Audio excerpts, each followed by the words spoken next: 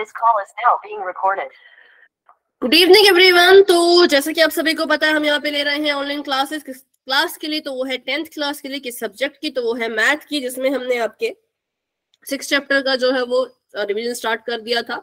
6.1 और 6.2 हमने खत्म कर दी है। आज हम करेंगे स्टार्ट 6.3, जिसके लिए हमें किस किस की जरूरत पड़ेगी, तो इन चीजों की जरूरत पड़ेगी, जिसमें क्या कहते हैं, अगर आपको किन्हीं दो त्रिभुजों को समरूप प्रूव करना है, अगर आप किन्हीं दो त्रिभुजों को समरूप दर्शाना चाहते हो कि ये दो त्रिभुज एक दूसरे के समरूप हैं, तो आपको कुछ कसौटियों का इस्तेमाल करना पड़ेगा, कुछ क्राइटेरिया आपको यूज करने पड़ेंगे, जिसकी मदद से आप उनको समरूप प्रूव कर पाओगे। जैसे कि इस त्रिभुज को समरूप करने के लिए आपको पहली कसौटी लेनी है ए की, मतलब कोण कोण कोण। अगर आप किन्हीं दो त्रिभुजों के संगत कोणों को बराबर कर दो, क्या कर दो, ये दिखा दो कि मेरे जो ये दो त्रिभुज हैं, इनके जो संगत कोण है, हर कोई कोण नहीं, संगत कोण। संगत क्या होता है उसके बारे में मैं बाद में बताऊंगी, पहले सुन लो। अगर हम त्रिभुज के 3 संगत कोणों को दिखा दें कि ये तीनों बराबर है, तो आपके त्रिभुज समरूप हो जाएंगे। ठीक है, नंबर 1 हो गया ए।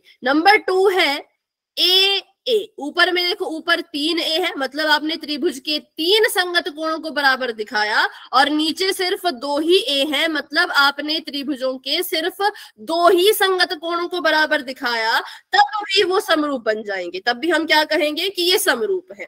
तीसरा होता है एस कि अगर आप ये बता दो, ये दिखा दो कि त्रिभुज की जो संगत भुजाएं हैं उनका अनुपात बराबर है। ऐसा मत दिखाना कि त्रिभुज की भुजाएं बराबर है, नहीं, त्रिभुज की संगत भुजाओं का अनुपात बराबर है। उसके बारे में बात करेंगे, कैसे दिखाते हैं। ठीक है, और आखिरी होता है हमारा SAS। आखिरी क्या होता है, आखिरी होता है SAS कि त्रिभुज की दो भुजाओं का अनुपात बराबर है और उसी त्रिभुज में एक संगत कोण बराबर है। ठीक है, तो चलिए अभी इसको बनाते हैं त्रिभुज को, तभी आप इसको अच्छे से समझ पाओगे, नहीं तो डाउट में रहोगे। तो हमेशा समरूप बनाने हैं त्रिभुज तो भाई 2 होने चाहिए। हमेशा समरूप अगर त्रिभुज कर रहे हो तो 2 त्रिभुज होने चाहिए। एक अकेला त्रिभुज खुद में समरूप प्रूव नहीं हो, तो इसलिए मैंने यहाँ पे 2 त्रिभुज बना दिए। ठीक है, 2 त्रिभुज हमने यहाँ पे बना दिए, इनको नाम दे देते हैं। तो इसका नाम है PQR।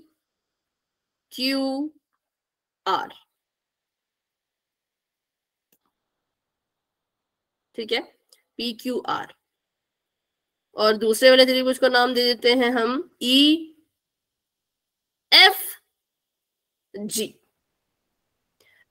अब हमें पता है ये त्रिभुज है, त्रिभुज है तो भाई इसमें कोण भी बनेंगे, कोण बनेंगे तो बना दो, कोण बनेंगे तो बना दो। तो एक कोण यहां बन गया, दूसरा यहां बन गया, तीसरा यहां बन गया, एक कोण यहां बन गया, दूसरा यहां बन गया, तीसरा यहां बन गया। ठीक है, अब अगर मैं आपसे पूछूं कि मुझे बताओ आपको क्या लगता है कोण P के संगत कौन सा कोण है, कोण P के संगत कौन सा कोण है, कोण E।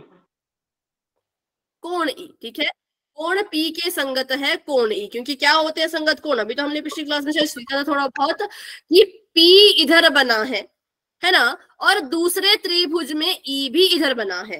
पहले त्रिभुज में जहां पे P बना है, दूसरे त्रिभुज में वहीं पर E बना है, इसीलिए हम कहेंगे कि ये दोनों एक दूसरे के संगत हैं। क्या है, ये दोनों एक दूसरे के संगत हैं। ठीक है, अब देखते हैं आगे। अब देखो, अगर मैं आपको पूछूं कोण Q के संगत कौन है, बताओ। F। कोण F। कोण F मैम। ठीक है, और अगर हम बोलें कोण R के संगत कौन है, कोण G। कोण G मैम। ठीक है, कोण G। तो मतलब अगर आप किसी त्रिभुज में ये प्रूव करवा दो कि ये वाला कोण इस वाले कोण के बराबर है, ये वाला कोण इस वाले कोण के बराबर है, या फिर ये प्रूव करा दो कि ये वाला कोण इस वाले कोण के बराबर है, तो इसका मतलब आप ये सिद्ध कर दोगे कि ये दोनों त्रिभुज एक दूसरे के समरूप हैं। ठीक है, ये दोनों त्रिभुज एक दूसरे के समरूप है। तो ये संगत कोण थे। अब बात कर लेते हैं संगत भुजाओं की, क्योंकि संगत भुजाएं भी काम आती हैं आगे। अगर मैं बोलूं कि पी क्यू के संगत कौन सी भुजा है? EF। EF बिल्कुल करेक्ट है, क्योंकि देखो ना, यहाँ पे बनी है PQ और यहाँ पे बनी है EF, तो संगत हुई है ना। पहले त्रिभुज में जिस जगह पर PQ बनी है, दूसरे त्रिभुज में उसी जगह पे EF बनी है, तो हम कहेंगे PQ की संगत भुजा EF है। अच्छा, अगर आपको पूछूं मैं कि QR के संगत कौन सी भुजा? QR F और G। FG। ठीक है, तो वो हो जाएगी FG। और अगर मैं आपको बोलूं कि PR के संगत कौन सी भुजा? GE। ठीक है, GE, हाँ GE। ये तो अब ध्यान से देखो, जो त्रिभुज को समरूप करना है, तो आपको प्रूव करना है कि जो संगत कोण है वो बराबर है। मतलब आपको प्रूव करना है कि कोण P कोण E के बराबर है, आपको प्रूव करना है कोण Q कोण F के बराबर है, आपको प्रूव करना है कोण R कोण G के बराबर है। अगर आप ऐसे सिद्ध कर दोगे कि संगत कोण बराबर है, तो आप त्रिभुजों को समरूप कर दोगे। कोण के केस में तो क्या है, बराबर प्रूव कर दो, लेकिन भुजा के केस में ऐसा नहीं है। ठीक है, भुजा के केस में ऐसा नहीं है। ऐसा नहीं करना है कि भुजा लिख दी कि भाई PQ बराबर है EF के, जी नहीं, ऐसा तो करना ही नहीं है, बोला ही नहीं है। क्योंकि समरूपता कहती है कि भुजा बराबर नहीं होती, भुजा का अनुपात बराबर होता है। भुजा बराबर नहीं होती, भुजा का अनुपात बराबर होता है। संगत भुजा के अनुपात बराबर होते हैं। मतलब अगर आप PQ बटा EF का अनुपात निकालोगे, वो बराबर आना चाहिए QR बटा FG के अनुपात के, और वो भी बराबर आना चाहिए PR और GE के अनुपात के। तो समरूप करना है किसी त्रिभुज को, तो भुजाओं का अनुपात बराबर करके दिखाओ और संगत कोण बराबर करके दिखाओ। किस किस को ये क्लियर हुआ कि PQ को EF के बराबर नहीं करना है, बल्कि PQ का जो अनुपात है EF से, वो QR बटा FG के बराबर आना चाहिए और PR बटा GE के बराबर आना चाहिए। क्लियर है ये चीज? इसका स्क्रीनशॉट ले लो अगर किसी को भी कोई डाउट है तो। ठीक है, कि संगत कोण करने हैं बराबर और संगत भुजाओं का करना है अनुपात बराबर। एक बार फिर समझाना। कहां से बेटा? यहाँ से मैम अनुपात बराबर। देखो, अनुपात बराबर कहां से? देखो कि जो भुजा जिसके संगत है, जो PQ भुजा थी वो EF के संगत है। ठीक है, जो PQ भुजा है वो किसके संगत है? EF के। तो संगत भुजा का अनुपात कर दो। क्योंकि PQ EF के संगत है तो हम इनको बटे में लिखेंगे। अनुपात मतलब बटे में लिखना, अनुपात कोई बहुत टफ चीज नहीं है। अनुपात मतलब बटे में लिखना, PQ और EF का अनुपात लिखना मतलब इनको बटे में लिखो। ये बराबर होना चाहिए किसके? QR बटा FG के, क्योंकि QR FG की संगत भुजा है, तो इसके बराबर होना चाहिए इनका अनुपात। ठीक है, और ये भी बराबर होने चाहिए किसके? PR बटा GE के। अब यहां से निकलते हैं कसौटियां। अगर आपने तीनों कोण बराबर दिखा दिए तो कसौटी लग जाएगी AAA। अगर आपने कोई से दो कोण बराबर दिखा दिए तो कसौटी लग जाएगी AA। अगर आपने तीनों भुजाओं का अनुपात बराबर दिखा दिया तो कसौटी लग जाएगी SSS। और अगर आपने एक कोण बराबर और दो भुजाओं का अनुपात बराबर तो कसौटी लग जाएगी SAS। क्लियर है? बताओ। Yes ma'am. यहाँ तक समझ आ गया? Yes ma'am. और क्वेश्चन करते हैं अब। तो क्वेश्चन नंबर 1 करेंगे 6.3 का। करना क्या है? कुछ नहीं, बस इन्हीं कसौटियों का इस्तेमाल करना। क्या है? कुछ नहीं, बस इन्हीं कसौटियों का इस्तेमाल करना है और बताना है कि क्या ये त्रिभुज समरूप है। जो क्वेश्चन नंबर 1 में आपको पूछे जाएंगे, क्या ये समरूप है? तो यहाँ पे देखते हैं अपने पार्ट 1 को। पार्ट 1 में हमें त्रिभुज दिया ABC PQR और पूछा बताओ क्या ये समरूप है। अगर है तो किस कसौटी के द्वारा?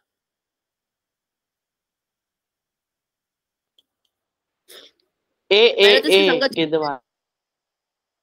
ठीक है, ये है सॉरी समरूप है ये किस कसौटी के, तो ए कसौटी के द्वारा ये समरूप है। क्यों? क्योंकि इसका 60 डिग्री इसके 60 डिग्री के संगत बराबर है ना, संगत कोण है ना, तो बराबर है, ये दोनों 60-60 के हैं।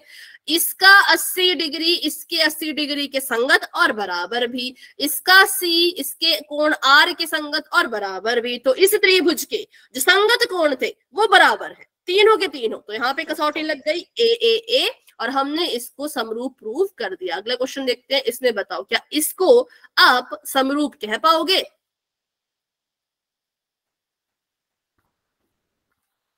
कोण नहीं दिए, मतलब भुजाएं देखनी है, कैसे है बताओ, कारण बताओ।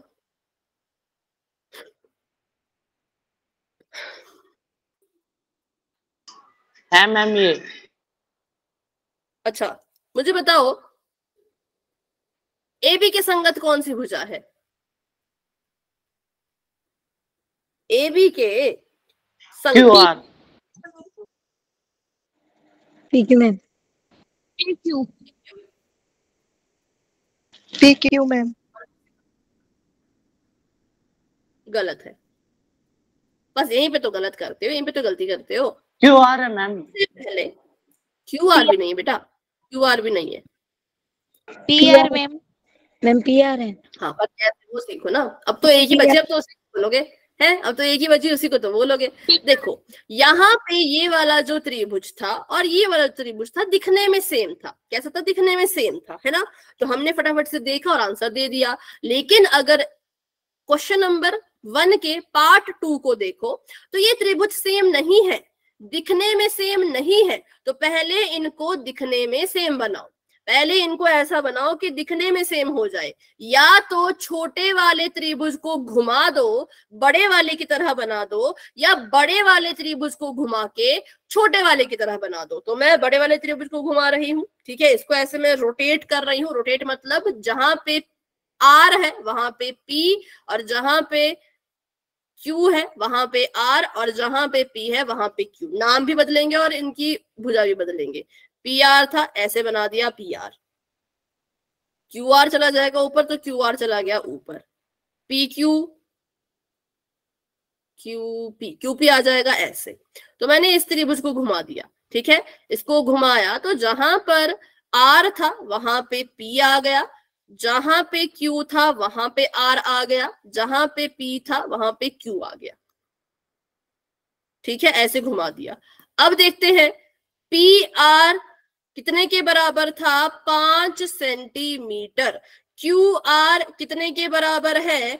4 सेंटीमीटर। और पी क्यू कितने के बराबर है? 6 सेंटीमीटर, ठीक है। तो अगर आप क्या करते, जैसे कि आपने किया भी, अगर आप क्या करते, अगर आप कहते कि ए बी के संगत पी क्यू है, क्या कहते, ए बी के संगत पी क्यू है, तो ए बी का पी क्यू से अनुपात निकालना था, वो आता 1/3, गलत आता है ना। फिर आप बोलते कि भाई एसी के संगत पी आर है ना, आप बोलते एसी के संगत पी आर है, वो आता 2/5। फिर आप बोलते कि बीसी के संगत क्यू आर है, वो आता 2.5/4। इनके तो अनुपात ही बराबर नहीं आते। जब अनुपात ही बराबर नहीं तो फिर इनको समरूप कैसे बोलेंगे? नहीं बोल सकते। तो इसलिए हमने देखा कि ये जो आकृतियां थी दिखने में ही सेम नहीं थी, एक इधर को मुड़ी है तो एक इधर को मुड़ी है, या तो दोनों को उस तरफ मोड़ो या तो दोनों को इस तरफ मोड़ो। तो मैंने क्या किया, जो बड़ी वाली आकृति थी इसको मोड़ के ऐसा कर दिया छोटी वाली की तरह।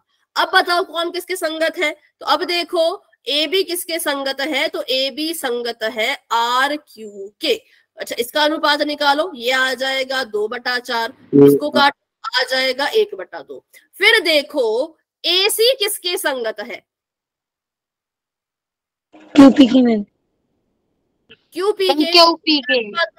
इनका अनुपात निकालो तो एसी हो गया आपका कितना? 3 है ना, एसी हो गया 6, ये आ गया 1/2। और अब अनुपात निकालो आप बीसी बटा, स्क्रीन नहीं दिख रही, पता नहीं क्या हो गया। 1 मिनट, ये आ जाएगा 2.5/5 और ये भी आ जाएगा 1/2। तो ऐसे इसको हमने से नहीं कहेंगे, है ना। अपनी मर्जी से नहीं कहेंगे, कुछ करना पड़ेगा तभी करेंगे। स्क्रीन शेयर कर रही हूँ, अगर इसके बाद भी नहीं दिखेगी तो मतलब आपकी तरफ से नेटवर्क इशू है, फिर आप खुद से कुछ सोल्यूशन निकालने की कोशिश करना, ठीक है? क्योंकि मेरी तरफ से तो बेटा बढ़िया चल रहा आ है गई मैम। इंटरनेट। आ गई, ठीक है। Yes ma'am. पलट देंगे, हाँ पलट देंगे बोल सकते हैं, या फिर ऐसे घुमा देंगे बोल सकते हैं। तो बस ऐसे करके फिर ये समरूप हो गया। लेकिन अगर आप ऐसा इसको नहीं घुमाते, पलटते नहीं, तो आप क्या करते, 2 का 6 से अनुपात निकालते, 3 का 5 से और इसका 4 से, फिर आप कर देते मना कि तो समरूप ही नहीं है, मना कर देते, नंबर काट के आ जाते, नंबर कट जाते ना, क्योंकि इसको घुमाना पड़ेगा। जब आपको लग रहा है कि आकृतियां दिखने में एक नहीं लग रही तो फिर घुमा दो, ठीक है?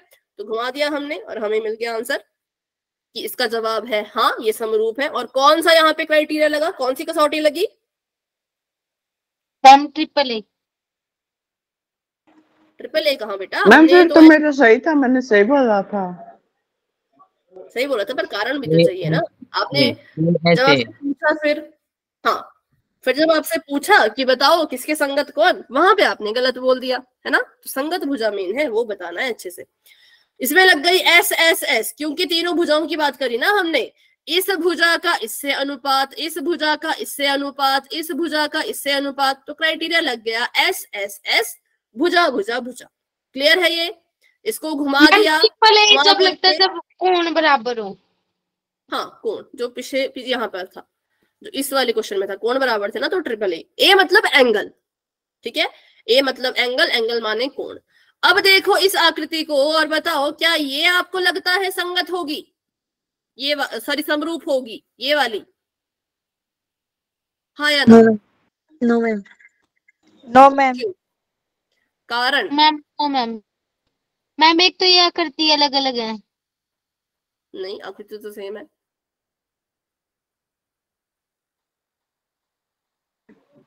कौन अलग है मैम?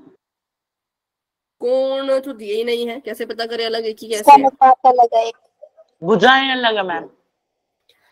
अरे भुजाएं तो अलग ही होंगी। अब ऐसा थोड़ी होगा कि यहाँ पे 2.7 तो यहाँ भी 2.7 होगा। भुजाएं नहीं बोलना है, अनुपात अलग है, ठीक है? क्योंकि देखो यहाँ पे आकृति को घुमाने की जरूरत नहीं है ना? इसको क्या है, ये जो है यहाँ पर घुमाने की जरूरत नहीं है,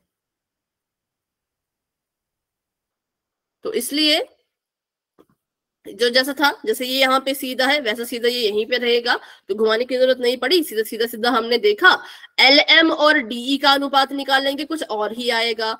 एल एन सॉरी एलपी और डीएफ का अनुपात निकालेंगे, वो कुछ और ही आएगा। इन दोनों का अनुपात निकालेंगे, वो कुछ और ही आएगा, ठीक है? तो इसलिए यहाँ पर जो है वो कोई भी चीज नहीं लग पाई, तो हम कहेंगे ये समरूप नहीं बन सकता। ना इसमें ए लग पाया, ना ए लग पाया, ना साइड भुजा वाला लग पाया, कुछ नहीं लग पाया, ना कोण बराबर, ना भुजाओं का अनुपात बराबर, तो हम कर देंगे इसको मना, ठीक है? आगे बढ़ते हैं, ये वाला कर लेते हैं। इसमें बताओ क्या लग रहा है देखने में, है कि नहीं? फिर उल्टा है। हाँ मतलब इसको पलटना पड़ेगा, तो छोटे वाले त्रिभुज को पलट देते हैं, ठीक है?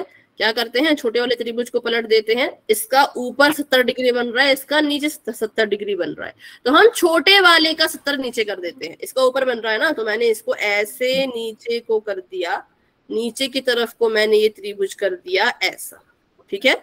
इसको मैंने ऐसे पलट दिया, उल्टा कर दिया, तो ये त्रिभुज ऐसा बन गया, ठीक है? तो इसको कोने में बनाती हूँ, यहाँ पे बनाती हूँ ऐसे,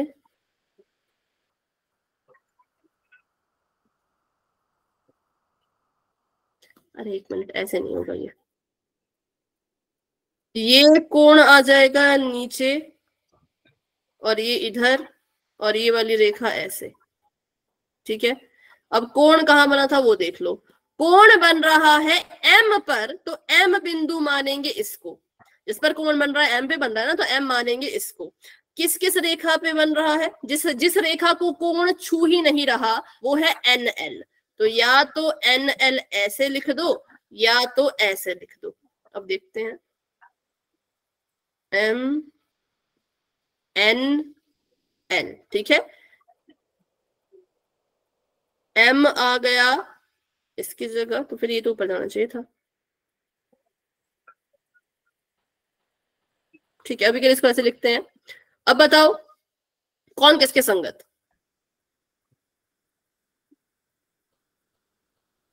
अगर मैं पूछूं कौन किसके संगत है, MN M क्या हो के संगत?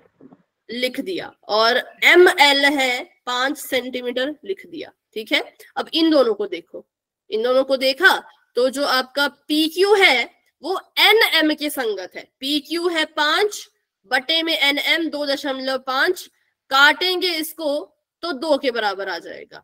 ठीक है, और यहाँ पर देखें तो QR है 10 और ML है 5, इसको काटेंगे तो ये भी 2 के बराबर आ जाएगा। मतलब 2 भुजाएं थी, संगत भुजाएं थी जिनका अनुपात बराबर आ गया, और एक कोण बराबर है। जो कोण M है वो कोण Q के बराबर है। ठीक है, जो कोण M है वो कोण Q के बराबर है, तो एक कोण भी बराबर आ गया। 2 आ गई भुजाएं, 1 आ गया कोण, तो इसलिए यहाँ पे क्राइटेरिया लग गया SAS क्राइटेरिया कि ये समरूप है। ठीक है, हाँ, 2 साइड आ गई हमारे पास और एक एंगल आ गया। अब करते हैं इसको फटाफट से। इसमें बताओ क्या लग रहा है आपको? तो हमें करनी पड़ेगी पहले तो फिगर इधर उधर, मतलब ये भी सेम नहीं है ना फिगर, तो इसको भी हमें चेंज करना पड़ेगा। 80 डिग्री का कोण नीचे बन रहा है तो इसको भी नीचे बनाओ, तो ये बन जाएगा ऐसे 80 डिग्री का कोण।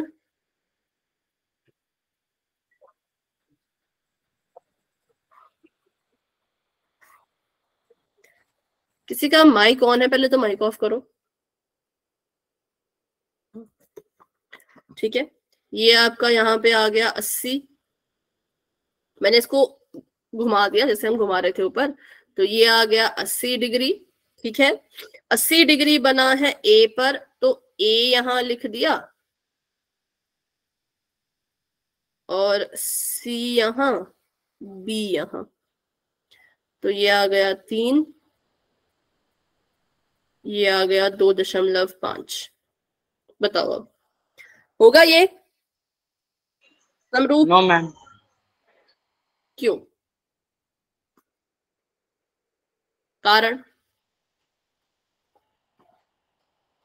इसका अनुपात बराबर नहीं है। नहीं, अगर हम देखें तो CB इसके संगत है और BA इसके संगत है।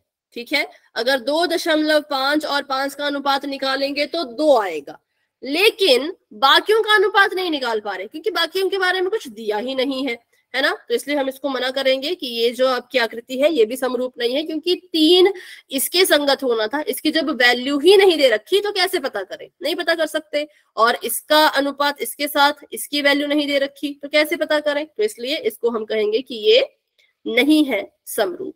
ठीक है, चलो आगे बढ़ते हैं। ये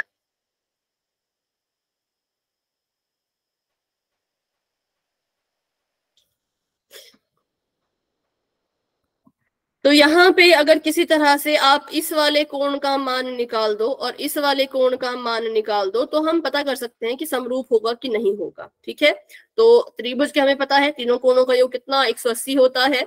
तो अगर मैं 70 डिग्री जमा 80 डिग्री जमा कोण F करूं तो कितने के बराबर आएगा? 180 के बराबर, 180 डिग्री के बराबर आएगा। तो क्या हो गया मैम? ये समरूप है। ठीक है, ये आ गया 150 और ये आ गया यहाँ पे 180, और F कोण को अकेला छोड़ो तो 180 में से 150 को माइनस करो और कितना आ जाएगा? 30। ठीक है, तो ये वाला कोण आ गया 30 डिग्री के बराबर। और इसी तरह से इस वाले का भी निकालो, जो ऊपर मैंने लाल रंग का रखा है, इस वाले का भी निकालो। ठीक है, तो यहाँ पर आ जाएगा 80 जमा 30,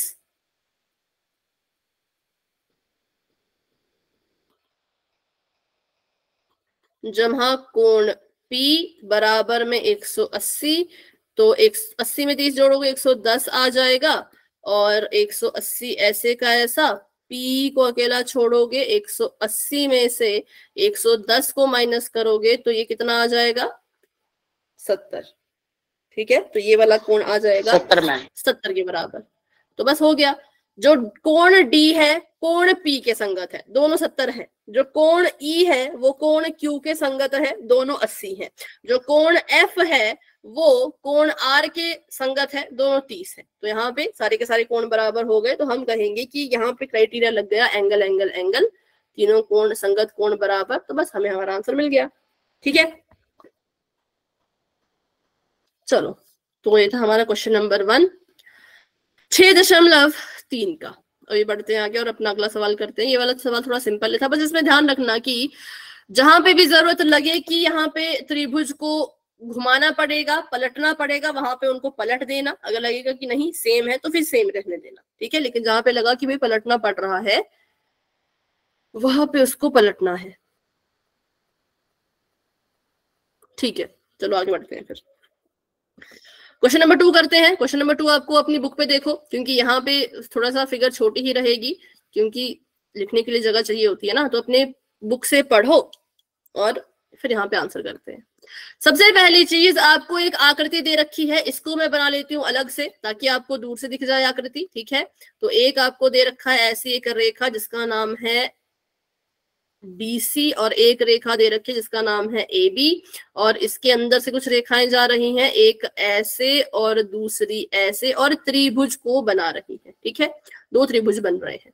इसका नाम है D, इसका नाम है C, इस बिंदु का नाम है O, इसका नाम है A और इसका नाम है B। जो यहाँ पे कोण बन रहा है वो 125 डिग्री का बन रहा है, और यहाँ जो कोण बन रहा है वो 70 डिग्री का बन रहा है। ठीक है, अब ये त्रिभुज उल्टे फुल्टे हैं, मतलब एक ऊपर की तरफ को एक नीचे की तरफ को। तो यहाँ पे सबसे मेन चीज है कि हमने संगत भागों को कैसे पहचानना है, क्योंकि ये अगर आपने सीख लिया तो फिर आप अच्छे से कर पाओगे अपने क्वेश्चन। लेकिन अगर यहाँ पे नहीं सीख पाए तो फिर गड़बड़ हो जाएगी।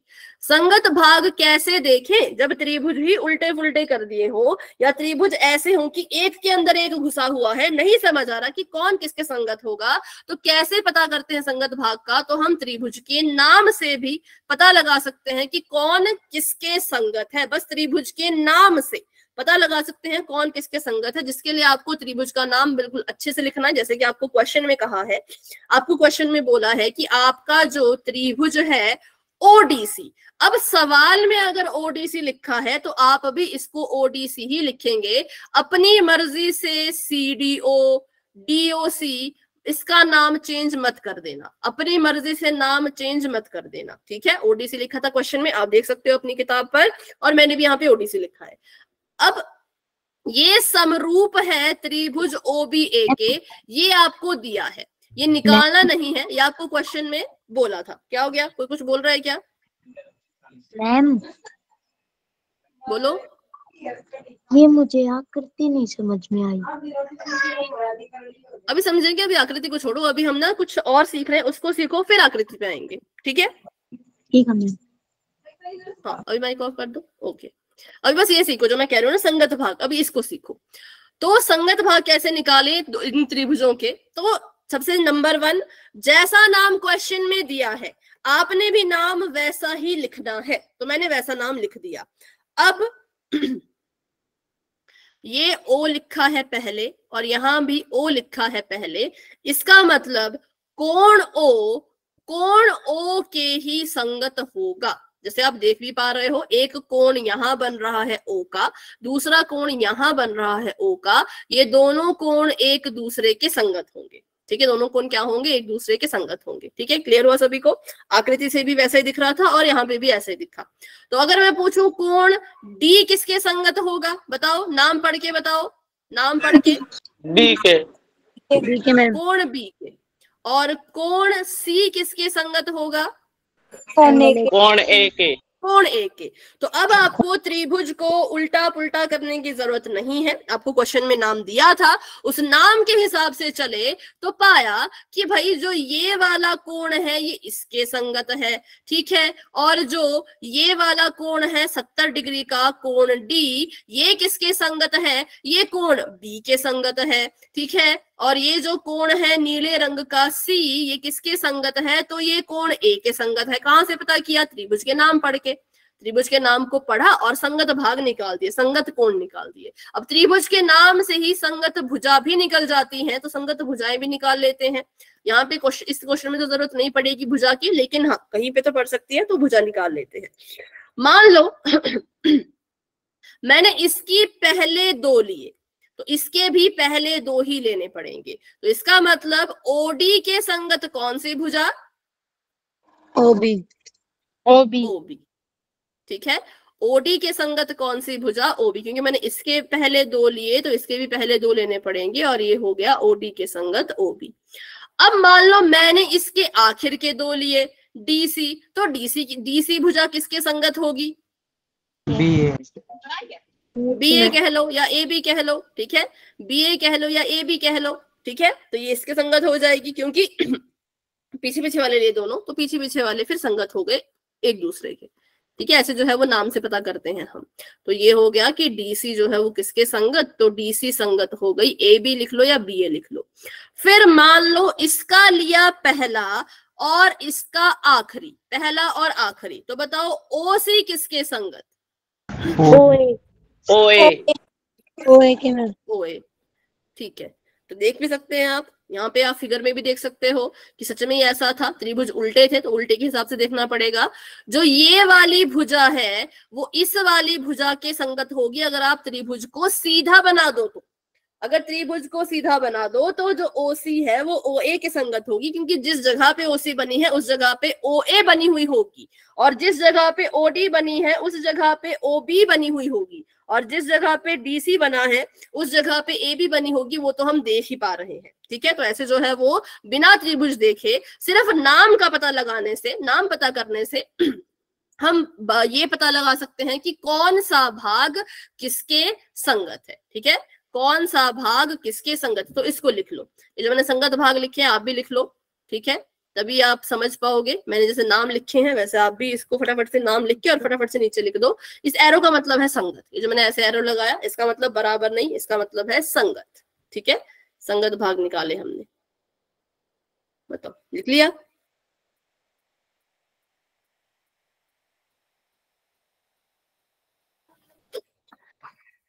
ठीक है, तो अब आकृति को फिर से बनाते हैं और फिर क्वेश्चन सॉल्व करते हैं, क्योंकि संगत भाग निकालने आने चाहिए तभी इस क्वेश्चन को सॉल्व कर पाओगे, ऐसे नहीं होगा।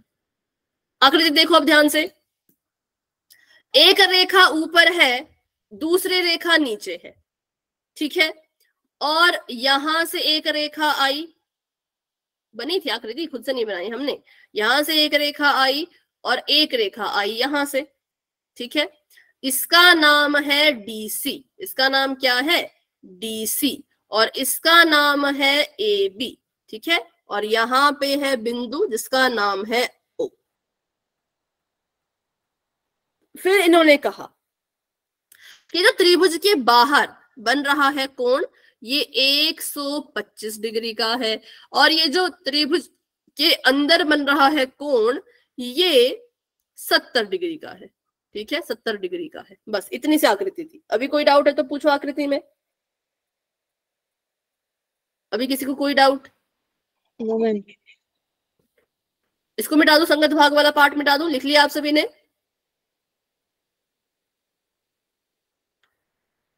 Yes ma'am. बताओ, ठीक है, इसको मिटाते हैं अभी। अच्छा इसको ये काम आएगा हमारे, ये मिटा देती हूँ, ठीक है।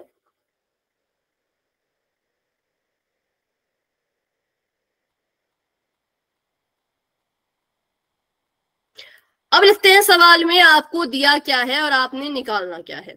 तो आपको क्वेश्चन में दिया है बस एक चीज, सिर्फ एक चीज, कि जो आपका त्रिभुज है जिसका नाम है ओडीसी वो क्या है? वो संगत है किसके? त्रिभुज ओ बी ए के। किसके? ओ बी ए के क्या है? संगत है, ठीक है, या संगत नहीं सॉरी समरूप है, सॉरी। आपको क्वेश्चन में दिया है कि जो ओडीसी त्रिभुज है वो ओबीए त्रिभुज के समरूप है। अब अगर ये त्रिभुज समरूप है तो हमें पता है कि इसके जो संगत कोण होंगे वो कैसे होंगे? अगर त्रिभुज समरूप है तो इसके संगत कोण कैसे होंगे? बताओ।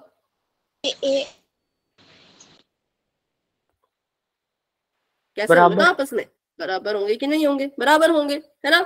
संगत कोण नीचे लिख लिए थे, तो जो हमें दिया था वहां से हमें एक चीज मिल गई कि कोण ओ के बराबर, कोण डी कोण बी के बराबर और कोण सी कोण ए के बराबर होगा। क्यों होगा? क्योंकि क्वेश्चन में दिया है ये त्रिभुज समरूप है। अगर क्वेश्चन में नहीं दिया होता तो हम ये नहीं लिख पाते, क्वेश्चन में दिया था इसलिए लिख रहे हैं, क्योंकि ये क्या है, तो लिख लो समरूप त्रिभुज के संगत कोण बराबर होते हैं। ठीक है, क्या लिखेंगे हम यहाँ पर कि समरूप त्रिभुज बना दिया मैंने, त्रिभुज के संगत कोण बराबर होते हैं, बराबर होते हैं।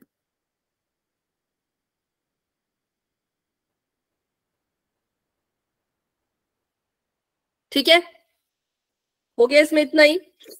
अब करते हैं क्वेश्चन को सॉल्व। पता लग गया कि जो कोण ओ इस ऊपर वाले त्रिभुज में बनेगा और कोण ओ जो इस नीचे वाले त्रिभुज में बनेगा, ये आपस में बराबर होंगे। मतलब ऊपर वाले कोण ओ का मान निकालो तो नीचे वाले का ऑटोमेटिकली निकल जाएगा क्योंकि बराबर है। वैसे ही कोण सी, जो यहाँ कोण सी है, ये किसके बराबर है? फटाफट से बताओ। कोण सी किसके संगत? जिसके संगत उसी के बराबर। बताओ कोण सी किसके बराबर हो जाएगा?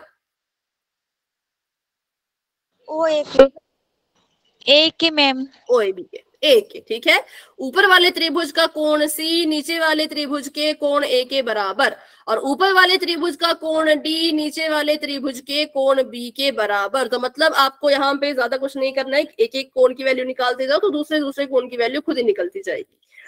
तो सबसे पहले अगर डी 70 है तो बी कितना होगा? 70।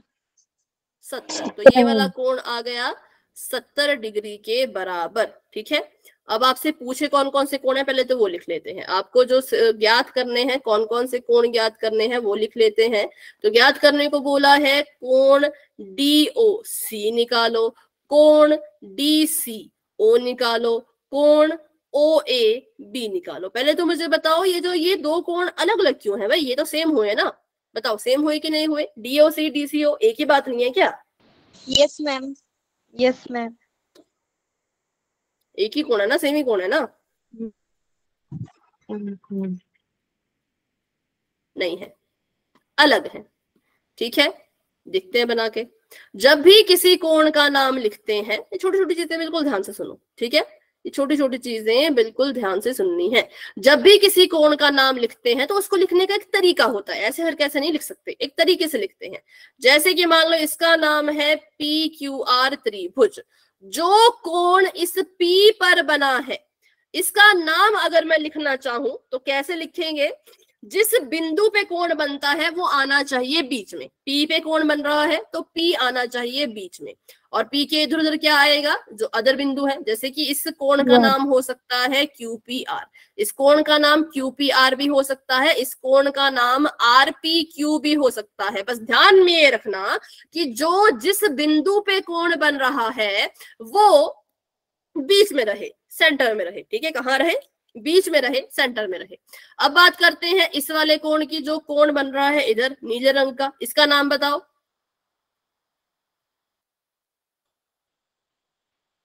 नहीं, QPR तो नहीं होगा। देखो ना, कोण किस पे बन रहा है उसको बीच में रखो। कोण किस पे बन रहा है? PQR, क्योंकि Q पे कोण बन रहा है तो इसका नाम हो जाएगा PQR, और दूसरा नाम लिखना हो तो RQP। ठीक है, अब आखिरी की बात कर लेते हैं। अगर कोण बन रहा हो R पर तो इसका नाम क्या होगा? PRQ, QRP। एक नाम हो जाएगा PRQ और एक नाम हो जाएगा QRP। तो उसी तरह से जब ये कोण, मतलब ये तीनों कोण एक दूसरे से अलग है, QPR, PQR, PRQ, तो वैसे ही DOC और DCO भी बराबर है, क्योंकि DOC में जो कोण बनेगा वो बिंदु O पे बनेगा और DCO में जो कोण बनेगा वो बिंदु C पर बनेगा। इसलिए ये दोनों कोण अलग है। ठीक है, जो बीच में कोण होता है, सॉरी, जो बीच में पॉइंट होता है उस पर ही कोण बनता है, तो इसलिए DOC में O पे बन रहा है और DCO में C पे बन रहा है, इसलिए ये कोण अलग है, ये कोण बराबर नहीं है। ठीक है, तो चलो अब इनको याद करते हैं। याद करने के लिए हमने देखा कि एक सीधी रेखा थी, ठीक है। क्या थी बेटा, माइक ऑफ करो साहिल। एक सीधी रेखा थी, ऐसी स्ट्रेट लाइन है ना, सीधी रेखा चाहे ऐसी हो चाहे ऐसी हो चाहे ऐसी हो, कहते तो इसको सीधी रेखा ही है। तो वैसे एक सीधी रेखा थी डीबी नाम की, उस डीबी नाम पर ऐसे एक रेखा जा रही थी और जाते जाते क्या कर रही थी, कोण बना रही थी। एक कोण बनाया इधर, दूसरा कोण बनाया इधर। तो इसको क्या कहते हैं, जब एक सीधी रेखा पे दो कोण बनते हैं वो कितने डिग्री के होंगे और इसको कहते क्या है, किसी को याद है तो बताओ, 9th क्लास में पढ़ा था। 90 डिग्री। 90 कैसे हुआ? बिल्कुल करेक्ट है, 180 रैखिक युग्म। ये दोनों कोण मिलकर के रैखिक युग्म बनाएंगे और रैखिक युग्म 180 का होता है, 180 डिग्री का होता है, ठीक है। तो इसलिए मैंने आपको ये चीज बताई कि कहीं पे भी आपको अगर कोई सीधी रेखा दिख जाए ऐसी, ठीक है, कोई आपको जो है वो सीधी रेखा दिख जाए ऐसी और उस रेखा के ऊपर जो है वो एक और रेखा हो, ऐसे करके कैसे भी हो सकते हो, जरूरी नहीं ऐसे ही हो, और कोण बना रही हो, एक कोण इधर दूसरा कोण इधर, तो हम कहते हैं कि इन दोनों कोणों ने मिलके रैखिक युग्म बना दिया, मतलब ये दोनों कोण मिलके 180 के बराबर होंगे। तो इस आकृति में ही मुझे रैखिक युग्म ढूंढ के बताइए कि कौन सा कोण किसके साथ रैखिक युग्म बना रहा है।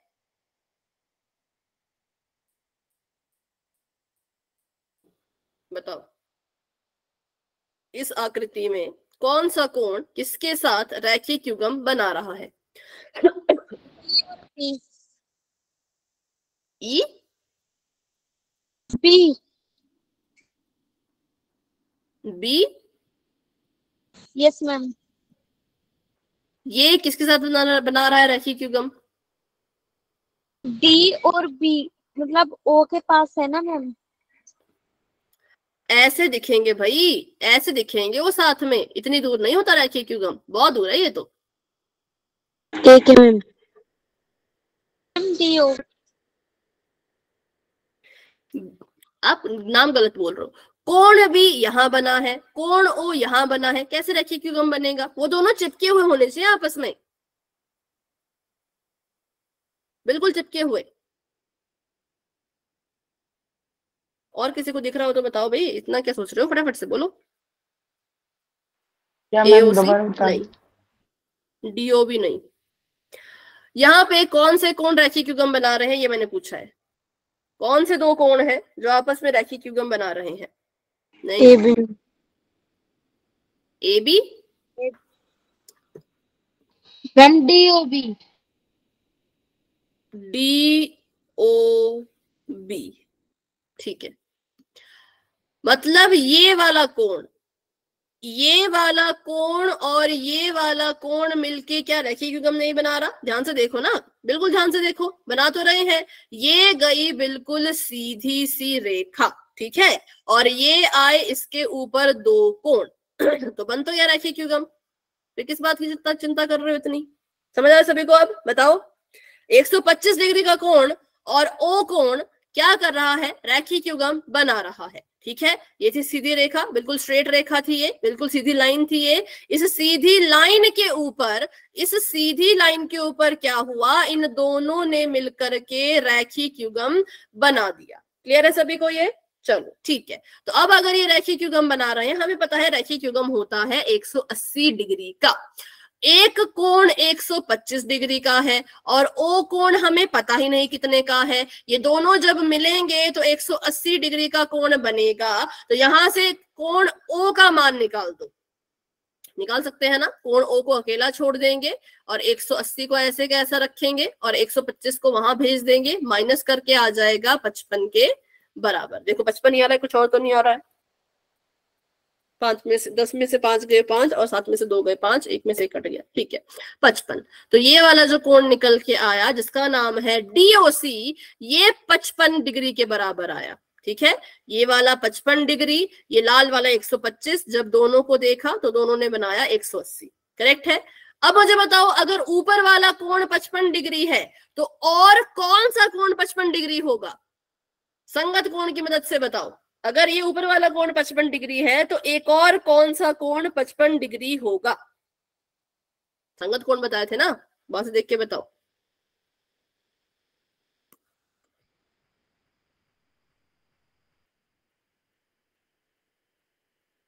ये संगत कोण है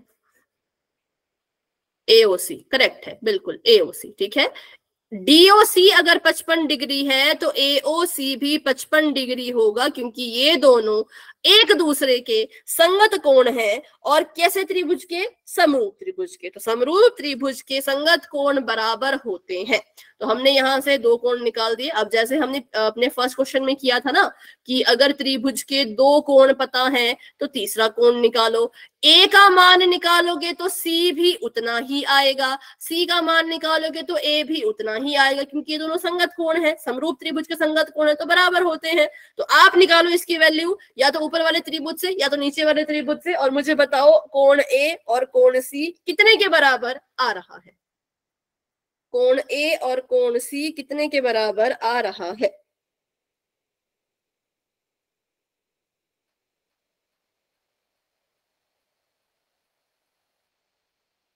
पचपन, बिल्कुल करेक्ट है, क्योंकि त्रिभुज के तीनों कोण होते हैं 180 के बराबर, मतलब उनका जोड़ होता है 180 के बराबर। तो हम क्या करेंगे, हम लिखेंगे 70 डिग्री जमा 55 डिग्री जमा कोण A बराबर में 180, है ना। अब 70 में 55 जोड़ो तो ये आ जाएगा 125 डिग्री, उसमें जमा कर दो कोण A को तो आ जाएगा 180 डिग्री। अब कोण A है, कोण A का मान निकालो, कोण A को अकेला छोड़ो और 180 में से 125 को माइनस करो तो फिर 55 ही आएगा। तो कोण A 55 डिग्री है। अगर कोण A 55 डिग्री है तो और कौन सा कोण 55 डिग्री होगा? मैम सी, कोण कौन सी? बिल्कुल, कोण C 55 डिग्री हो जाएगा, क्योंकि यहाँ पे लग गया ना हमारा वो संगत कोण वाला चीज। ये समरूप त्रिभुज के संगत कोण थे, जितने का कोण A उतने का कोण C, जितने का कोण B उतने का कोण D, जितने का कोण O उतने का कोण O। तो अब मैं नाम बोलूंगी, आपने मुझे उनका जो है वो मान बताना है। कोण OAB कितने डिग्री का है? OAB